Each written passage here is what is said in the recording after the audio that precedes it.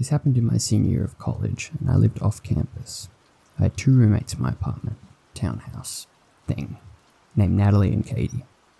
Anyway, Katie was out that night doing homework in one of the school buildings, and I was awoken at 3 a.m. when I heard someone knocking at the door downstairs. I thought that was weird, considering the hour, but I figured somebody had the wrong place and would realise and leave. The knocking didn't stop though, and I lied in bed for a good several minutes thinking, yeah, they'll go away now, they'll go away, they'll get bored. As one might expect though, I started to go confused, and kind of freaked out by the person's persistence. Then the knocking turned into banging and I couldn't ignore it anymore. Honestly, I probably should have called the police instantly, but it was the middle of the night and I was just confused. So I headed to the top of the stairs to see Natalie standing near the door, staring at it. Her room was on the bottom floor, so she had just walked up to it. We exchanged a baffled look, because what the heck, it's 3 a.m, this is weird. Natalie called out and asked them who they were and what they wanted. "We're friends of Katie's," said the voice on the other end, who sounded male and about our age. "We know her boyfriend, and we heard she was feeling down, so we came to surprise her." That was already a weird story, because, again, 3 in the morning. But thankfully Katie wasn't even home, so we both informed them of this. "Katie's not here, she's off doing something else." "Good. You're gonna leave, right?" "They came here to see Katie. She's not here. They'll leave us alone and we can go back to sleep." "Just open the door." I know. If I hadn't called the police before, I definitely should have done it now. It was weird though. That night I realised why people do stupid stuff in horror films. Not only had I been woken up out of nowhere, but it feels surreal to be in a situation like this. Like there's no way you could actually be in danger. That only happens in horror movies, and true crime documentaries, and questionable creepy horror stories online. It would never happen to me. I'm just a random, ordinary, boring person going about my business. I don't need to call the police. I'm sure this will get cleared up and everything will be fine. So yeah, Natalie and I did the stupid thing. We tried to argue with them. We told them that again, Katie wasn't here. There was no need for them to stay. Eventually, Natalie asked what their names were. Throughout the encounter, we made out 2 distinct voices, but only one gave us a name, and I texted Katie without telling him, asking if she was friends with someone with that name. After a couple of minutes, during which we were still arguing with the stranger, Katie replied, "I am, but I don't think she knows where I live." That wasn't good, but even worse, she? The person on the other side of the door had a male voice. So this was a real name, but not a real person. Whoever this was knew stuff about Katie, like who she hung out with. I told Katie to stay where she was and not to come back until we told her everything was okay. Finally, we told the guys that if they didn't leave, we were going to call the police. No, don't call the police, okay? If we wanted to do something bad, we already would have done it, right? Yeah, that last bit wasn't helping their case. Just open the door, okay? The attempts at reasoning with them basically devolved into them telling us, just open the door, over and over again, until we finally actually did call the police. We hid in Natalie's room and dialed 911 and explained what was going on. Thankfully, there was a police station close by, so it wouldn't take them long to arrive. Unfortunately, I made the mistake of heading back into the living room and yelling through the door that we'd called the cops. But contrary to what you might think, it actually didn't seem to scare them at all. They seemed only mildly upset and kept arguing. To this day, I can only assume they just didn't believe us or something. Then we heard a neighbouring home's door swing open and a very pissed off man's voice. "If you don't leave right now, I'm calling the police." For whatever reason, that was what caused them to freak out, and they drove off. The police arrived, and we told them the whole story. Natalie revealed that a couple of times she had just barely peeked through the blinds of a window close to the front door, and she noted that there were 2 guys, but only one of them was ever at the door at any given time. They would switch, with one at the door and the other one sitting in the driver's seat of a car parked out front, presumably for getaway purposes. So yeah, that's reassuring. They also hadn't looked drunk, according to Natalie, and they definitely hadn't sounded like they were drunk. There wasn't much the police could do besides sweep the area a bit. They told us that if the strangers showed up again, to immediately call instead of engaging with them. One of the officers did give us some self-defense tactics and told us what kinds of household items, chemicals would work best for self-defense.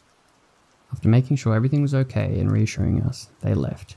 We eventually called Katie and told her the weirdos were gone. She arrived and was, understandably, a bit shaken herself. We sat down and asked her who might have known where she lived. She did know people who had come to the apartment. So some people, certainly.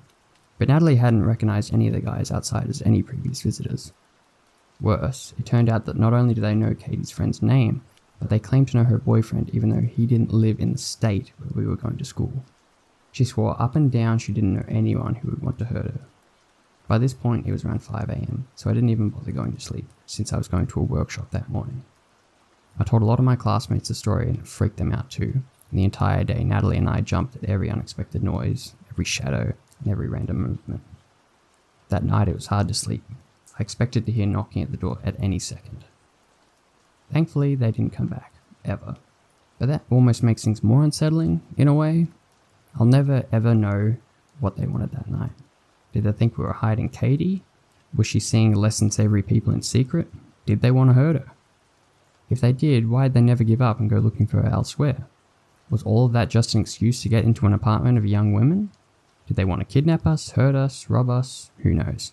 I try not to let it bother me, but I wish I knew if my life was in danger that night. I had the feeling it might have been.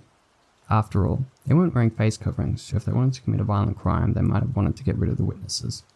But despite how much I wish I knew, yeah, random strange men who insist we let them inside for unknown reasons, let's not meet.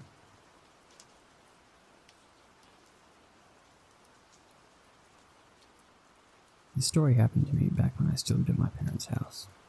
I was commuting to college at the time and had 3 siblings that also lived at home.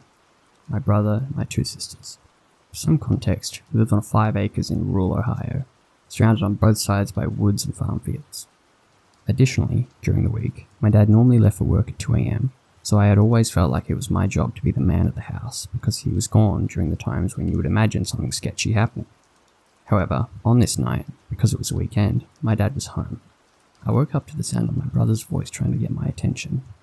We had separate rooms upstairs, and coming out of our rooms, you could look down over the banister to see our front door.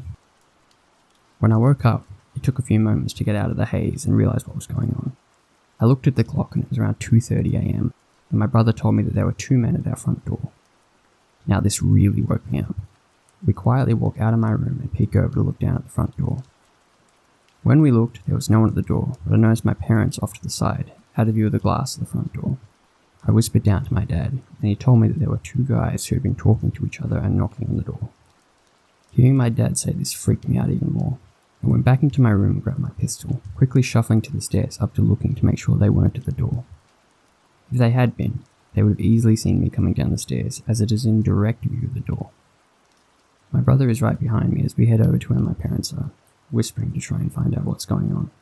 My parents had awoken to the sound of our dog barking and had come out to find these 2 men knocking loudly at the door. At this point, the men return and begin knocking again, despite the fact that no one had come to the door and the dog was still actively barking. The fact that they were there at this time, in a location where houses are spread out hundreds of yards and still knocking with the dog barking, made the situation even more terrifying. After a couple of minutes, the men walked away, and we all shuffled across the kitchen into the family room to pick out the windows of our driveway, which is lit up by our outside light. There was a black Cadillac sitting there, but no one was inside from what we could see. Immediately the question was, where did these guys go? They weren't in their car and they were no longer at the front door. Unfortunately, we figured out the answer when the handles of our back French doors started jiggling. They were actively trying to enter the back of our house, which enters to the kitchen. At this point, I just remembered my mum frantically saying, "David!" to my dad, as pure terror overwhelmed her. Then 2 things happened.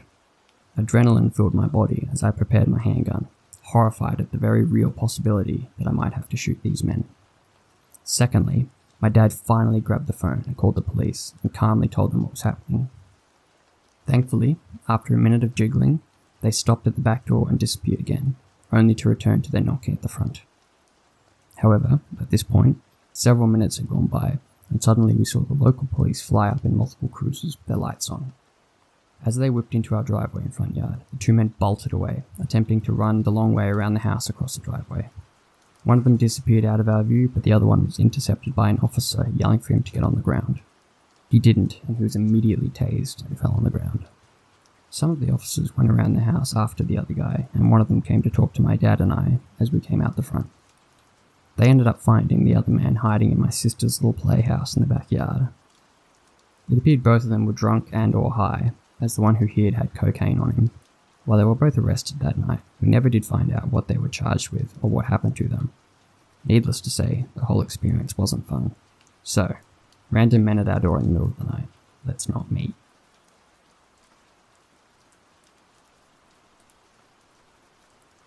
This happened about 15 years ago. I was 21 years old and living in my very first apartment. It was a small bachelor apartment in a sketchy area. I grew up in a town that was known to be rough and tough. I knew how to handle myself and learned at a young age to keep my head down and not to go looking for trouble. My apartment building was behind a bar. A lot of the customers of the bar would stand outside to smoke. When they stood outside to smoke, they would be looking at my apartment. Most of the people who were out smoking kept to themselves. A few would nod and say hello if I passed by. Never any issues, until one evening. One evening I came home from work. I passed the bar and saw this extremely tall man smoking outside. As I passed, he stared at me. I gave him a slight nod, but he didn't acknowledge me. He just continued to stare. It made me uncomfortable, but I didn't think much of it. About an hour later, I hear a knock on my door. It was odd, because you have to buzz people into the building. The building only had 8 units, and I didn't really know any of the neighbours. I froze, because I really didn't want to talk to anyone, but the knocking continued. I finally shouted out, "Who is it?" but no response. I shouted again, "Who's there?" And the voice said, "It's Tom." I didn't know anyone named Tom, so I shouted back, "I don't know anyone named Tom. You must have the wrong apartment." The voice said, "You may not know me, but I know you. Open up so we can talk." I went over to the peephole and it was the tall dude from the bar. I loudly said, "Fuck off, I'm calling the cops." I heard his footsteps walk away and heard the building door open and then close. He was gone, or so I thought. A few minutes later I peeked out the window and he was standing in the parking lot. He seemed to be talking to himself. At this point I'm freaking out. I called my landlord who lived in the building next to me. He told me to call the police and that in the meantime, him and his brother would come out to check things. I called the police and tell them what's going on. They said a car's on the way. Meanwhile, my landlord and his brother make their way out to the parking lot. I watch out my window to see them approach the tall dude. The tall dude takes one look at them and bolts. My landlord and his brother try to chase him, but the tall dude gets away. About 5 minutes later, the police arrive. I give my version of events and also a description of the man. The officer stares at me and says, "We've had reports of a man matching that description who's been sexually assaulting women. Thank God you didn't open the door." A few days later, I get a call from an officer. He told me part of their investigation was talking to the owner of the bar. The owner called the police when the tall dude reappeared after a few days, and the police responded to arrest him. So, tall creepy dude from the bar. It was a close call, and I sincerely hope I never see you again.